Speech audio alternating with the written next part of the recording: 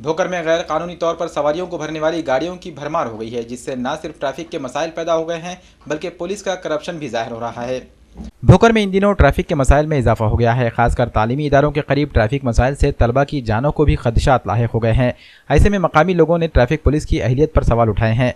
भोकर में बड़े पैमाने पर गैर कानूनी तौर पर बड़ी गाड़ियां चलाई जा रही हैं। खासकर मैक्सिमो ट्रैवल्स ऑटो से लोग परेशान हैं। अम्बेडकर चौक भोकर का सबसे ज्यादा ट्रैफिक जाम वाला इलाका है, लेकिन पुलिस इंतजामिया इस पर कोई तवज्जो देने को तैयार नहीं है। अहम बात तो यह है कि ट्रैफिक पुलिस के सामने ही बिना परमिट वाली गाड़ियां मुसाफिरों को भर भर कर निकलती है, लेकिन पुलिस अहलकार कोई कार्रवाई नहीं करते हैं।